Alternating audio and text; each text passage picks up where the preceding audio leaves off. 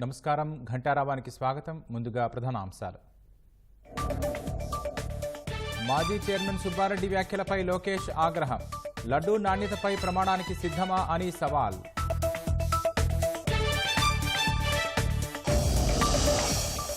జాతీయ స్థాయిలో సనాతన ధర్మ రక్షణకు బోర్డు అవసరం. ఆలయాల రక్షణపై అన్ని వర్గాలతో చర్చించాలన్న పవన్.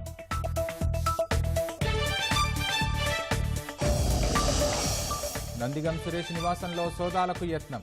ఇంట్లో పెద్దలెవరూ లేకపోవడంతో వెనుదిరిగిన పోలీసులు.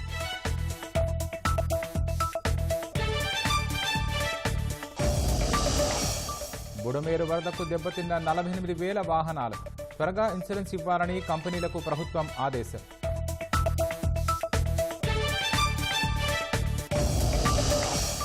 నక్సలైట్లు ఆయుధాలను వీడి లొంగిపోవాలన్న అమిత్ షా. లేని పక్షంలో నిర్మూలన ఆపరేషన్ చేపడతామని హెచ్చరిక.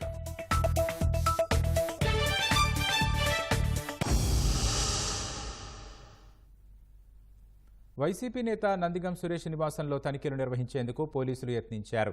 టీడీపీ కార్యాలయంపై దాడి కేసులో పోలీసు కస్టడీలో ఉన్న సురేష్ ఇచ్చిన సమాచారం ఆధారంగా గుంటూరు జిల్లా తుళ్లూరు మండలం ఉద్దండరాయనుపాలెంలో ఉన్న ఆయన నివాసంలో సోదాలకు యత్నించారు. పోలీసులు సురేష్ ఇంటికి వెళ్లేసరికి అక్కడ ఆయన భార్య బేబీలత, అన్న వెంకట్ లేకపోవడంతో తదుపరి చర్యల కోసం ఉన్నతాధికారులను సంప్రదించారు. ఇంట్లో పిల్లలు తప్ప పెద్దవారు లేకపోవడంతో ఉన్నతాధికారుల ఆదేశాల మేరకు నోటీసులు ఇచ్చారు. పెద్దవాళ్లు ఎప్పుడు వస్తే అప్పుడు మంగళగిరి గ్రామీణ పోలీస్ స్టేషన్కు రావాలని నోటీసుల్లో పేర్కొన్నారు.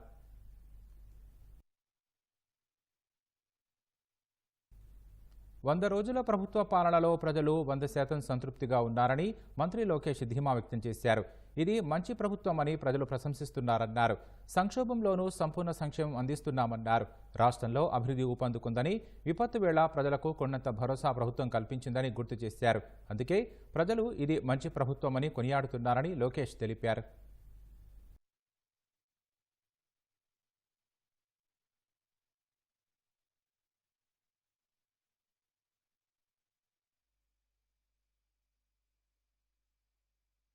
ఇంతేగా తల్లి,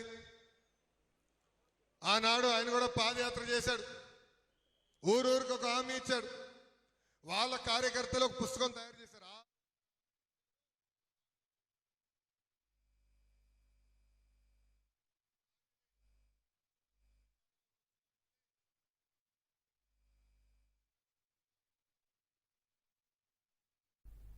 తిరుమల లడ్డూ కల్తీ నెయ్యి అంశం తెలిసి తీవ్ర కలత చెందారని ఉప ముఖ్యమంత్రి పవన్ కళ్యాణ్ అన్నారు.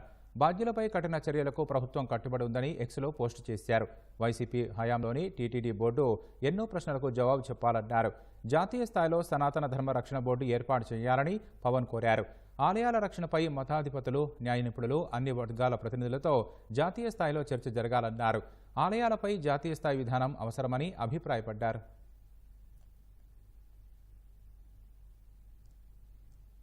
పల్నాడు జిల్లా చిలకలూరిపేట మండలం కట్టుబడివారిపాలెం గ్రానైట్ పరిశ్రమ వ్యాపారులు ధర్నా చేశారు.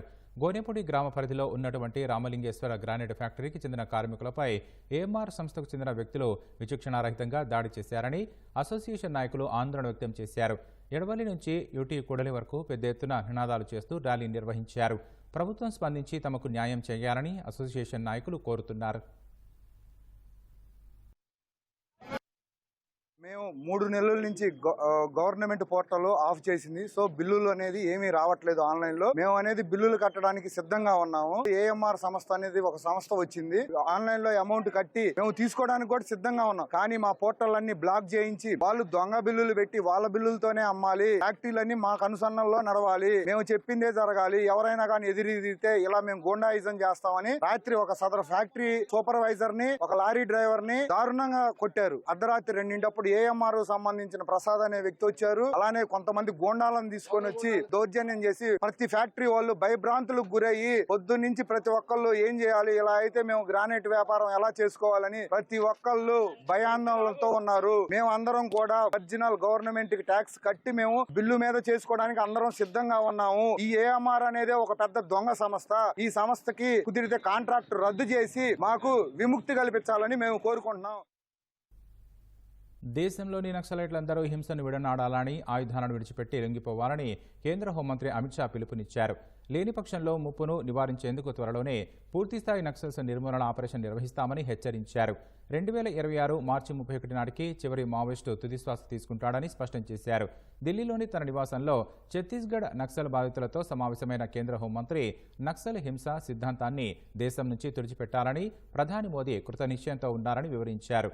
నక్సల్ సమస్య ఇప్పుడు ఛత్తీస్గఢ్లోని కేవలం 4 జిల్లాలకే పరిమితమైందన్న అమిత్ షా మావోయిస్టు వ్యతిరేక ఆపరేషన్లలో భద్రతా బలగాలు ఘన విజయాన్ని సాధించాయని చెప్పారు. నేపాల్లోని పశుపతినాథ్ నుంచి ఆంధ్రప్రదేశ్లోని తిరుపతి దాకా కారిడార్ ఏర్పాటు చేసుకోవాలని నక్సల్ గతంలో నిర్ణయించగా మోదీ ప్రభుత్వం ఆ ప్రణాళికను ధ్వంసం చేసిందని పేర్కొన్నారు.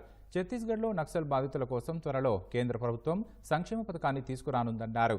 ఉద్యోగ, ఆరోగ్య, ఇతర రంగాలను వారికి సంక్షేమ ఫలాలను అందిస్తామని అమిత్ షా భరోసా ఇచ్చారు.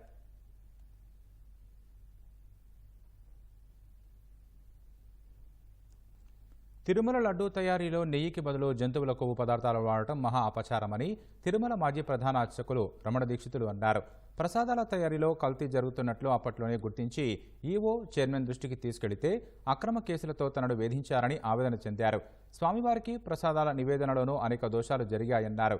వీటన్నిటినీ ముఖ్యమంత్రి చంద్రబాబు సరిచెయ్యాలని కోరారు. మనం శుచిగా, శుభ్రంగా, తాజాగా ప్రసాదాలు తయారు చేసి స్వామివారికి నివేదన చేయడం అనేది మనం భక్తులు ఎన్నో జన్మల్లో చేసుకున్న మహాపుణ్యం. కానీ అందులోనే కల్తీలు జరగడం, స్వామివారికి సరైన వేళల్లో సరైన పరిమాణాల్లో స్వామివారికి నైవేద్యం కాకపోవడం అనేది చాలా విచారకరమైన విషయం. ఇవన్నీ చూసే పాపం కూడా మనం చేశామా అనిపిస్తుంది ఒక్కొక్కసారి. దీన్ని ఎన్నోసార్లు అప్పటి ఈవో గారికి, చైర్మన్ గారికి దృష్టికి తీసుకెళ్ళి ఇలా ప్రసాదాల నాణ్యత సరిగ్గా లేదు, ముందులాగా లేదు, ప్రసాదాల పరిమాణాలు స్వామివారికి సరిగ్గా నివేదన కావడం లేదు, సరైన ఆగమ ఉక్తమైన కాలాల్లో స్వామివారికి నైవేద్యాలు జరగడం లేదని ఎన్నోసార్లు దృష్టికి తీసుకెళ్ళాం. కానీ లాభం లేకపోయింది. ఇది ఈ 5 ఏళ్లు నిరభ్యంతరంగా ఈ మహాపాపం జరిగిపోయింది. ఒక సైంటిస్ట్గా ఈ నెయ్యి యొక్క పరీక్షల యొక్క ఫలితాలు కూడా నేను చూశాను, ల్యాబ్ రిపోర్ట్స్ చూశాను. ఇందులో కూడా వెజిటబుల్ ఫ్యాటు, అనిమల్ ఫ్యాటు, జంతువుల యొక్క కొవ్వు పదార్థం, స్థావరాల యొక్క జంగమాల యొక్క కొవ్వు పదార్థాలు కలిసినట్టుగా ల్యాబ్ రిపోర్ట్ను చూశాను. ఇటువంటి విషయాలు నేను అధికారుల దృష్టికి, చైర్మన్ దృష్టికి తీసుకెళ్ళడం వల్ల నాకు వాళ్ళ వద్ద చెడ్డ పేరు వచ్చింది. అందువల్ల నన్ను చాలా హింసలు పెట్టారు. ఎన్నో చట్టవిరోధమైన ఎన్నో కేసులు నా మీద బనాయించి నన్ను కోర్టుల చుట్టూ తిప్పారు, ఇప్పుడు తిప్పుతున్నారు. వీటన్నిటిని కూడా ముఖ్యమంత్రి గారు గమనించి సరిచేయవలసిందిగా కోరుతున్నాను. బుడమేరు వరదల వల్ల దాదాపు 48,000 వాహనాలు పాడైనట్లు రాష్ట్ర ఆర్థిక శాఖ అదనపు కార్యదర్శి జె నివాస్ తెలిపారు. విజయవాడ కలెక్టరేట్లో బ్యాంకర్లు, వివిధ ఇన్సూరెన్స్ కంపెనీల ప్రతినిధులతో ఆయన సమావేశం నిర్వహించారు. దాదాపు 40% వాహనాలకు ఇప్పటికే ఇన్సూరెన్స్ చెల్లించడం జరిగిందన్నారు. మిగిలిన వాహనాలకు కూడా త్వరితగతిన ఇన్సూరెన్స్ చెల్లించాలని కంపెనీలకు ఆదేశించామంటున్న నివాస్తో మా ప్రతినిధి శ్రీనివాస్ ముఖాముఖి. బుడమేరుకు వచ్చిన వరదల వల్ల ఆర్థికంగా చాలా నష్టం జరిగింది. వాహనాల రిపేర్లు కానీ, లేకపోతే పొలాల పంట నష్టాలు కానీ కూడా విపరీతంగా జరిగాయి. దీనికి సంబంధించి రుణాల షెడ్యూల్ చేసేందుకు ప్రభుత్వం సిద్ధమైంది. ఇందుకోసం బ్యాంకర్లు అలాగే ఇతర అధికారులతో ఈరోజు విజయవాడలోని కలెక్టర్ కార్యాలయంలో సమీక్ష సమావేశం నిర్వహించారు. దీనికి సంబంధించి మనతో మాట్లాడేందుకు ఆర్థిక శాఖ అదనపు కార్యదర్శి జె నివాస్ ఉన్నారు. ఆయనతో మాట్లాడదా సార్, చెప్పండి, ఉమ్మడి కృష్ణా జిల్లాలో ఎంత మేర నష్టం వాటింది ఇప్పటివరకు అంచనా వేశారు? అలాగే ఈ రుణాల రీషెడ్యూల్కి సంబంధించి ఎటువంటి నిర్ణయం తీసుకోబోతున్నారు? ముందుగా వాహనాలు వరకు వస్తే మనం ఎన్యుమరేషన్లో ఒక 48,000 వెహికల్స్ మనకి డ్యామేజ్ అయిందని చెప్పి మన దృష్టికి వచ్చింది. సో వాళ్ళందరికీ గౌరవనీయులు ముఖ్యమంత్రి గారు మీ అందరికీ తెలుసు 2 వీలర్స్కి అండ్ అదే రకంగా 3 వీలర్స్ కూడా కాంపెన్సేషన్ అనౌన్స్ చేయడం జరిగింది. మనం ఇప్పుడు ఏం చేస్తున్నామంటే ఇన్సూరర్ అనే వెహికల్స్ ఏవైతే ఉన్నాయో వాటికి ఇప్పుడు మనం వాళ్ళ ఇన్సూరెన్స్ అందరితో మీటింగ్ పెట్టేసి ఆ క్లెయిమ్స్ని త్వరితగతిలో వాళ్ళకి సెటిల్ చేయడానికి వాళ్ళకి ఏ రకంగా సులభతరమైనటువంటి సూచనలు ఇవ్వాలన్నది చేసాము. ఇప్పటికే మనకు వచ్చినటువంటి క్లెయిమ్స్ ఆల్మోస్ట్ అబౌట్ 40% మన క్లెయిమ్స్ రిజిస్టర్ అయిన క్లెయిమ్స్ పూర్తి అయినాయి. మేజర్ క్లెయిమ్స్ చిన్న చిన్న రిపేర్లు ఉండేది అన్ని కూడా మన ఇంకొక 2 to 3 days లో అయిపోతాయి. కొన్ని ఎలక్ట్రిక్ వెహికల్స్ ఉన్నాయి, వాటికి బ్యాటరీలు ఇవన్నీ రీప్లేస్ చేసే అవకాశం ఉన్నాయి. అది కొంచెం టైం పట్టేటట్టు ఉన్నాయి. తర్వాత 4-wheelers అది కూడా ఎలక్ట్రిక్ వెహికల్స్ కొంచెం టైం పట్టేటట్టు ఉంది. అదే ఏ రకంగా వాళ్ళు స్పేర్ పార్ట్స్ అరేంజ్ చేయడం, ఏ రకమైనటువంటి వాళ్ళ గరాజులు కూడా కొంచెం అడ్వాన్స్ ఇచ్చి వాళ్ళ స్పేర్ పార్ట్స్ ముందుగా కొనేసి చేసేటట్టు సూచనలు ఇవ్వడం జరిగింది. వాళ్ళందరూ కూడా స్థానికంగా స్పందిస్తామని చెప్పి తెలియజేశారు. చిన్న పరిశ్రమలు ఎవరైతే ఉన్నారో వరద బాధితుల్లో ఉన్నటువంటి ఫ్యామిలీస్ ఇనండేషన్ అయినవే దగ్గర ఆల్మోస్ట్ 63,000 ఫ్యామిలీస్ గుర్తింపించడం జరిగింది. కాంపెన్సేషన్స్ తో పాటు వాళ్ళకి బ్యాంక్ ద్వారా ఏ రకమైనటువంటి సదుపాయాలు ఇవ్వాలని చెప్పి బ్యాంకర్స్ మనం ఒక మీటింగ్ పెట్టడం జరిగింది. 25,000 నుంచి 50,000 వరకు కన్సంప్షన్ లోన్ ఇవ్వడానికి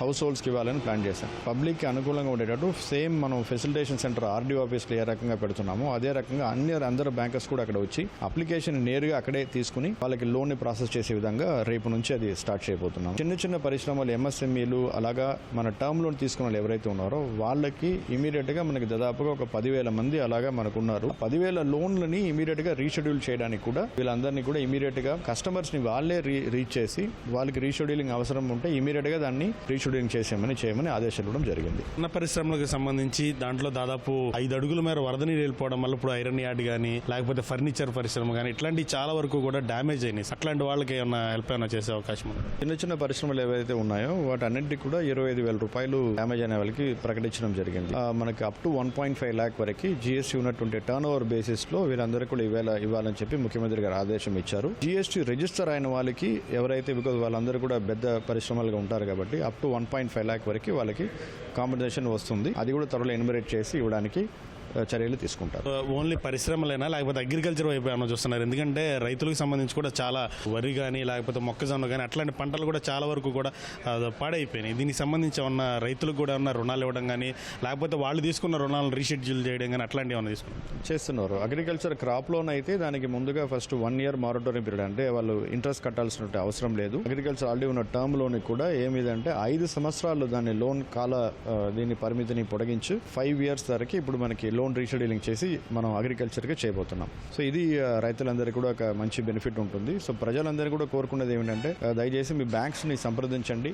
ఏ లోన్ ఉన్నా వీళ్ళన్నీ కూడా మన ఆల్రెడీ క్లియర్గా ఇన్స్ట్రక్షన్స్ ఇవ్వడం జరిగింది. అండ్ ఒకవేళ మీకు ఇంకా ఏమైనా ఫెసిలిటేషన్ కావాలంటే దయచేసి మా ఫెసిలిటేషన్ సెంటర్కి ఆర్డీ ఆఫీసు విజయవాడకి రండి. మీరు వరదల వల్ల ఎవరైతే నష్టపోయారో ఈ చిన్న పరిశ్రమలు కానీ లేకపోతే 4-wheeler కానీ 2-wheeler కానీ వారందరికీ కూడా ఏదైతే వారి మరమ్మతులు చేయించుకునేందుకు ప్రభుత్వం ఇప్పటికే ఏర్పాట్లు చేసింది. అలాగే వారికి సంబంధించిన ఇన్సూరెన్స్ కంపెనీలతో ఈరోజు అధికారులు సమావేశం నిర్వహించారు. ఆ ఇన్సూరెన్స్ దాఖలు చేసుకునేందుకు విజయవాడలోని ఆర్డీఓ కార్యాలయంలో ప్రత్యేక స్థలం పెట్టడం జరిగింది.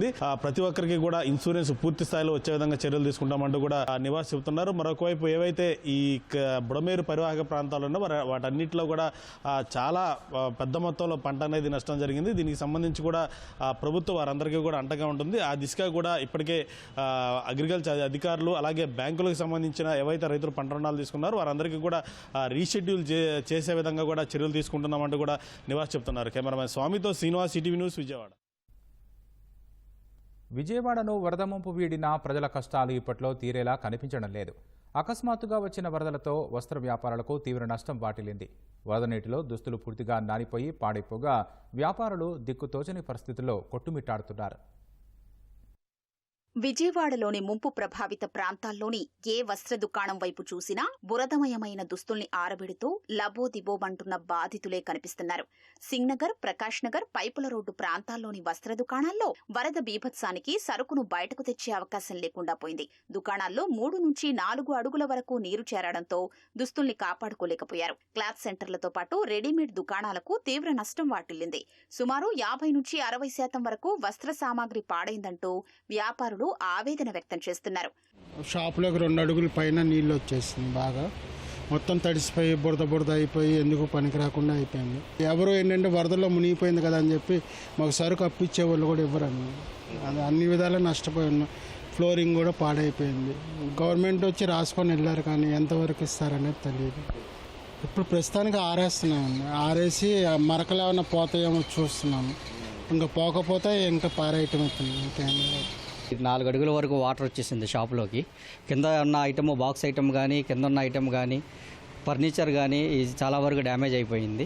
ఒకసారి తడిసిన తర్వాత మళ్ళీ ఇది చేయటం అన్నదే అవ్వదు సార్, అది కస్టమర్కి తెలిసిపోద్ది. ఇది అమ్మమండి అలాగా మామూలుగా వేస్ట్ అయిపోయినట్టే సార్. ఇంకా అది ఇన్ కేస్ మీరు ఇది 50 రూపాయలకి ఇస్తామంటే మీరు తీసుకుంటారా సార్? తీసుకోరు కదా. అలాగా ఏంటంటే ఇక ఎవరికైనా ఫ్రీగా ఇచ్చేసుకోవాలి. కొన్ని అయితే బయటే వదిలేసాము. మొత్తం చాలా వరకు 2.5 lakhs వరకు నష్టపోయాను సార్. పండుగ సీజన్లలో దుకాణాల్లో రద్దీ ఉంటుందనే ఉద్దేశంతో దసరా సీజన్ కోసం భారీగా సరుకును ముందస్తుగా తెప్పించారు. లక్షలాది రూపాయలు అప్పులు చేసి మరీ కొన్నారు. వాటిని అమ్మి అప్పులు తీరుద్దాం అనుకుంటే సరుకంతా బురద పాలైంది. పండుగ దగ్గర పడ్డంతో మళ్లీ వ్యాపారం మొదలు పెట్టాలన్నా రుణమిచ్చేవారు లేరని చిన్న వ్యాపారులు వాపోతున్నారు. బుడమేరు వరద దెబ్బ నుంచి కోలుకోవాలంటే 3 ఏళ్లు పడుతుందని చెబుతున్నారు. ఏం పనిచేయవు సార్. ఈ స్టిక్కర్ వాషబుల్ కనుక మనం ఇస్తే కనుక ఈ స్టిక్కర్లు పోతాయండి. కస్టమర్ వచ్చి మాకు వాషింగ్ చేసిన సెకండ్ హ్యాండ్లో మీరు అమ్ముతున్నారు ఐటమ్ అని చెప్పేసి షాప్కి బ్యాడ్ నేమ్ వస్తుందండి. ఇప్పుడు మేము ఈ రకంగా చేసాం అనుకోండి, ప్రజలు మోసం చేసినట్లు లెక్క.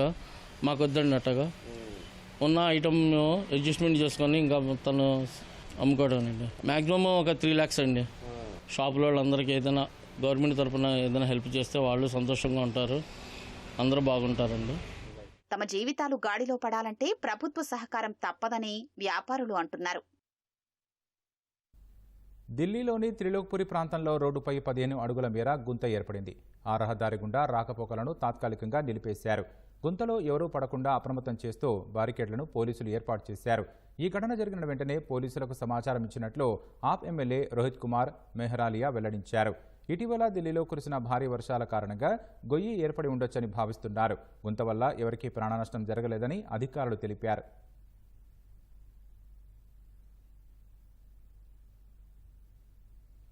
ఇవాల్టి నుంచి విక్రయాలు ప్రారంభమైన ఐఫోన్ 16 మోడల్ కోసం స్టోర్ల వద్ద జనం ఎగబడ్డారు.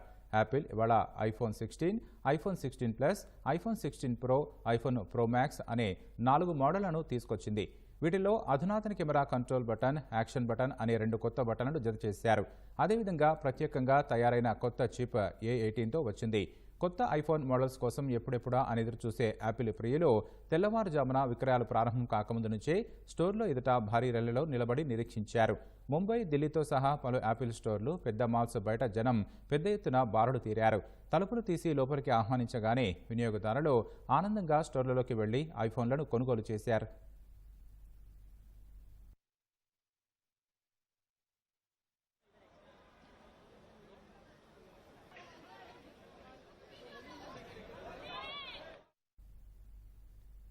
లెబనాన్లో హెజ్బొల్లా లక్ష్యంగా పేజర్లు, వాకీటాకీల బ్లాస్టుల నేపథ్యంలో హెజ్బొల్లా స్థావరాలపై ఇజ్రాయెల్ భారీ వైమానిక దాడులకు దిగింది. గురువారం మధ్యాహ్నం నుంచి దాదాపు 100 రాకెట్ లాంచర్లతో ఉన్న 1000 రాకెట్లను తమ యుద్ధ విమానాలను ధ్వంసం చేసినట్లు ఐడిఎఫ్ వెల్లడించింది. ఆ రాకెట్లను ఇజ్రాయెల్ భూభాగంపై దాడి చేసేందుకు సిద్ధం చేయగా వాటిని నిర్వీర్యం చేసినట్లు తెలిపింది. తమ దేశం కొత్త యుద్ధ దశలోకి వెడుతోందని, గాజా వరకే కేంద్రీకృతమై ఉన్న దాడుల యుద్ధం లెబనాన్ ఉత్తర సరిహద్దులకు విస్తరిస్తోందని ఇజ్రాయెల్ రక్షణ మంత్రి యోగవ్ గాలంట్ హెచ్చరించారు. యుద్ధ విస్తరణ భయాందోళనల మధ్య అప్రమత్తమైన అమెరికా యుద్ధ విమానాలు, నౌకలు, సైనిక బలగాలతో సిద్ధమవుతోంది. పేజర్లు, వాకీటాకీల పేలులతో అప్రమత్తమైన ఖతార్ బీరుట్ నుంచి రాకపోకలు సాగించే తమ విమానాల్లో పేజర్లు, వాకీటాకీలను నిషేధించింది.